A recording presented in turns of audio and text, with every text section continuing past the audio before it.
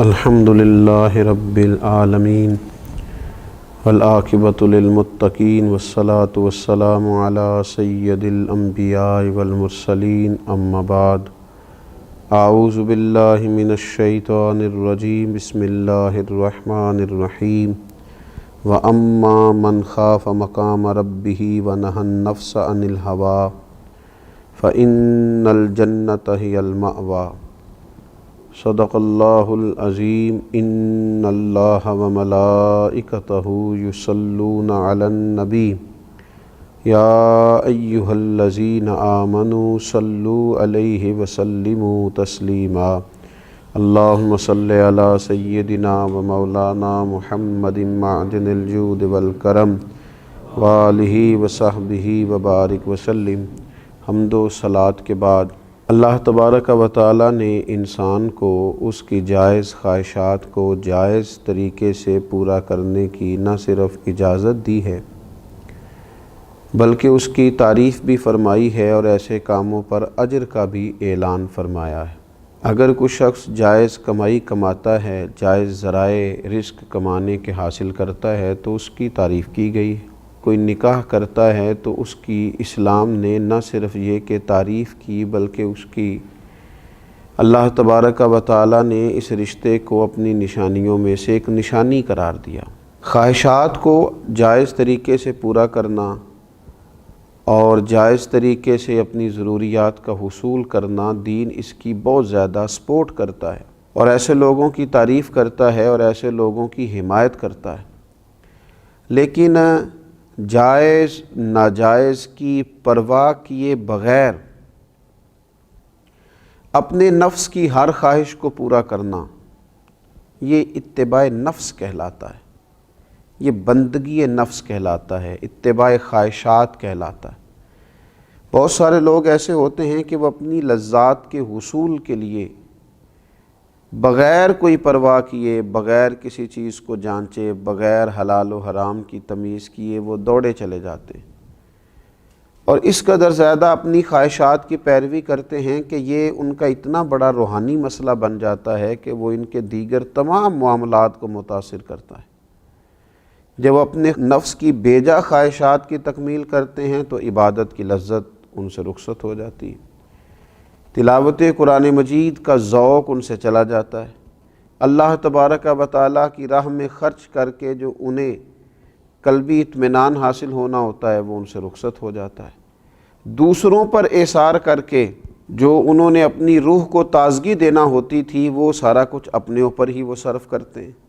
تو یہ خواہشات کے پیچھے لگ جانا، ایک خواہش کے بعد دوسری خواہش، دوسری کے بعد تیسری خواہش، کھانے کی خواہش، پینے کی خواہش،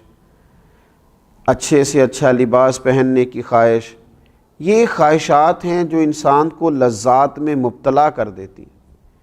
اور نبی اکرم صلی اللہ تعالیٰ علیہ وآلہ وسلم نے فرمایا، اللہ تبارک و تعالیٰ نے دوزخ کو خواہشات سے ڈھانپ دیا اور جنت کو مشکلات سے ڈھانپ دیا۔ جو چیزیں ظاہری طور پر تھوڑی انسان کے لیے مشکل محسوس ہوتی ہیں وہی تو رستہ ہے جو اسے جنت میں لے جائے گا۔ میں کہہ چکا ہوں کہ جائز طریقے سے اپنی خواہش کو پورا کرنا یہ برا نہیں ہے، یہ مذموم نہیں ہے، اس کی مذمت نہیں کی گئی، لیکن جائز ناجائز کی پرواہ کیے بغیر اور ہر وقت کوئی نہ کوئی نئی سے نئی خواہش پیدا کرنا، ہمارے صوفیاء کرام فرماتے ہیں نفس ایک بچے کی طرح ہے،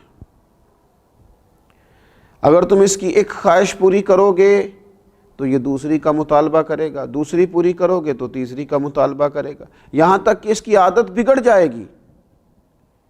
اس کا مزاج بگڑ جائے گا، یہ ایک ضدی بچے کی طرح ہو جائے گا، یہ تم سے روز ایک نئی چیز کا مطالبہ کرے گا۔ لہٰذا اپنے نفس کی خواہشات کو اس بات کا پابند کیا جائے کہ یہ چیز تیرے لیے جائز ہے اور یہ تیرے لیے ناجائز ہے، اور جائز چیزوں کو بھی استعمال کرنے کی حد بیان کی گئی۔ کھانا آپ کو کھانا ہے اور آپ کے لیے جائز ہے، لیکن آپ اتنا کھانا کھا لیں کہ وہ آپ کے لیے تکلیف کا باعث بنے، تو یہ نفس کی وہ خواہش ہے جو اگرچہ جائز طریقے سے پوری کی گئی لیکن وہ تکلیف کا باعث بنی۔ آپ کو سونا ہے، آرام کرنا ہے، لیکن آپ اس طرح سوئیں کہ آپ کی نماز کا وقت ہی اس میں سے گزر جائے، تو اتباع نفس کر لینا اور خواہشات نفس ہی کے پیچھے بھاگنا. اور بعض لوگ اس قدر زیادہ عادی ہو گئے، اتنے عادی ہو گئے، صبح کیا کھانا ہے، شام کیا کھانا ہے، کس ہوٹل میں جانا ہے، کیا پہننا ہے، نیا سے نیا ڈیزائن کیا ہے. اتنا بڑا روحانی مسئلہ بن گیا کہ اپنے آپ کو سوارتے سجارتے، آرائش نمائش، اتنی دور نکل گئے، حلال اور حرام کی تمیز چھوڑ دی. اللہ کریم نے قرآن مجید میں ایک مقام پہ فرمایا کچھ لوگ تو ایسے ہیں جنہوں نے اپنے نفس کی خواہش کو خدا بنا لیا، اسی کی پرستش کرتے رہتے ہیں، خواہشات نفس کے پیچھے ہی بھاگتے رہتے ہیں. ایک ایک کر کے اپنی خواہشات کو قابو کیا جائے، اور اگر تھوڑا سا محنت کی جائے، تھوڑی سی جد و جہد کی جائے، تھوڑی اپنے اوپر توجہ دی جائے، کچھ چیزوں کا خیال رکھا جائے، کون سی چیز میرے لیے درست ہے، کون سی میرے لیے درست نہیں ہے، کون سی میرے لیے جائز ہے، کون سی ناجائز ہے، اور جو جائز ہے اس کی کس قدر مقدار میرے لیے بہتر ہے اور کس قدر مقدار آگے مجھے لے جائے گی. اگر تھوڑا ان باتوں کا خیال کر لیا جائے تو پھر قرآن مجید نے فرمایا وَأَمَّا مَنْ خَافَ مَقَامَ رَبِّهِ وَنَهَى النَّفْسَ عَنِ الْهَوَىٰ، فرمایا وہ جو اپنے رب کے حضور کھڑے ہونے سے ڈرا اور جس نے اپنے نفس کو خواہش سے روکا، ذرا تھوڑا سا نا اس نے تقوی اختیار کیا، ذرا تھوڑا رکا، ذرا اس خواہش کو پورا کرتے ہوئے اپنے رب کا خوف اپنے دل میں پیدا کیا. اس نے سوچا کہ یہ خواہش جو پیدا ہو رہی ہے یہ ہو رہی ہے، لذت کا باعث بنے گی تو بنے گی، پر مجھے دیکھنا یہ ہے کہ میرے مالک کا حکم کیا ہے، میرا رب یہاں کیا فرماتا ہے، میرے لیے ارشاد کیا ہے، حد بندی کیا ہے. جو رب کے سامنے کھڑے ہونے سے ڈرا اور اپنے نفس کی خواہش سے رکا، فَإِنَّ الْجَنَّةَ هِيَ الْمَأْوَىٰ، فرمایا بے شک پھر اس کا ٹھکانہ جنت ہے. اگر وہ کامیاب ہو جاتا ہے اپنے آپ کو نفس کی خواہش سے روکنے سے اور تھوڑا سا احتیاط کرنے سے، تھوڑا احتیاط برتنے سے اگر وہ کامیاب ہو جاتا ہے، حضرت باجزید بسطامی رحمۃ اللہ علیہ فرمایا کرتے تھے 2 ہی قدم ہیں اللہ تعالیٰ کی بارگاہ کی طرف جانے کے لیے، 2 ہی قدموں کا فاصلہ ہے اس کو پانے کے لیے، 2 ہی قدم ہیں جو اس کی بارگاہ کا قرب بندے کو دے دیتے. حضور وہ کیا، یہ کس طرح سے، اتنی آسانی سے؟ تو آپ فرمانے لگے تو 1 قدم اپنے نفس کی خواہشات پہ رکھ دے، اگلا قدم تیرا رب کریم کے قرب کے سفر کی طرف لگ جائے گا، تو اس رستے کا مسافر بن جائے گا، تیرا وہ رستہ ہو جائے گا جو تجھے اس کی بارگاہ کی طرف لے جائے گا. تو یہ روحانی بیماری ہے خواہشات نفس. آج میں نے یہ کھانا ہے، آج مجھے یہ پینا ہے، آج مجھے فلاں سے ملنا ہے، آج مجھے فلاں جگہ جانا ہے، آج فلاں رنگ کے مجھے کپڑے چاہیے، آج ایک فلاں نیا فیشن میں نے دیکھا ہے مجھے وہ کرنا ہے، آج مجھے خوبصورت لگنے کی کوشش کرنی ہے، آج مجھے دوسروں کی نظر میں بھلا محسوس ہونا ہے، اب مجھے دیکھنا ہے کہ کس طرح میں لوگوں سے منفرد ہو سکتے. نفسانی بیماری ہے، تو کمزور کر دے گی مسلمان کو.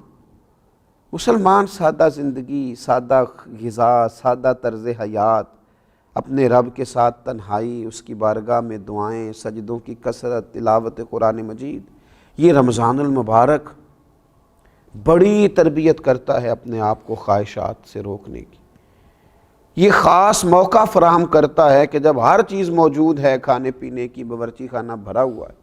لیکن اس کے باوجود نہیں جا رہا، اپنے آپ کو خواہشات سے روکا ہوا ہے، تو اس کو پورے سال کے لیے اپنی طبیعت پر لاگو کرے اور خواہشات کو ایک ایک کر کے کم کیا جائے. پوری دنیا کے اندر جو غریبی بہت زیادہ ہے، آزمائش بہت زیادہ ہے، تنگ دستی بہت زیادہ ہے، حتیٰ کہ بنیادی ضروریات سے لوگ بیچارے محروم ہیں. آپ دیکھیے لوگوں کو کھانے کو روٹی نہیں ملتی، پہننے کو کپڑا نہیں ملتا، صحت جیسی اہم ضرورت سے جہاں لوگ پریشان ہوں، تو وہاں اگر امیر لوگ، صاحب حیثیت لوگ صرف اپنی خواہشات کم کرنی شروع کریں، صرف آرائش اور نمائش پر جب وہ خرچ کرتے ہیں، ان خواہشات کو تھوڑا سا وہ کم کریں، تو یقیناً اس سے یہ فائدہ ہوگا کہ وہ جو غرباء ہیں ان کی داد رسی کا، اشک شوئی کا، امداد کا ایک بڑا موقع ہاتھ آئے گا. میرے نبی اکرم صلی اللہ تعالیٰ علیہ وسلم نے فرمایا 3 چیزیں ہلاکت میں ڈال دینے والی، تباہی کر دیں گی، بربادی لائیں گی. 3 چیزیں ہلاکت میں ڈالنے والی ہیں. ایک تو حضور نے فرمایا ہرس اور طمع میں گم ہو جانا، ہر وقت مال دولت کی ہرس لالچ پوری طرح گم ہو جانا ہلاک کر دے گا بندے کو۔ اور دوسرا نبی پاک علیہ الصلوۃ والسلام نے فرمایا اپنے آپ پر فخر کرنا، خود ہی اپنی کو شان بنا لینا، اپنے آپ پر ہی ناز کرتے رہنا، اپنا آپ ہی دکھاتے رہنا، یہ تباہی ہے، بربادی ہے، ہلاکت کا سامان ہے۔ اور تیسرا نبی پاک علیہ السلام نے فرمایا نفسانی خواہشات کی پیروی کرنا، ہلاک کر دیں گے یہ تین چیزیں انسان کو۔ انسان غور کرے کہ وہ رب کی بندگی کتنی کرتا ہے اور خواہشات نفس کے پیچھے کتنا بھاگتا ہے۔ اللہ رمضان کی برکتوں کا صدقہ ہمیں اپنے نفس کی خواہشات کو قابو کرنے کی اور اللہ تبارک و تعالیٰ کی بارگاہ کی بندگی کی توفیق عطا فرمائے۔ وما علینا الا البلاغ۔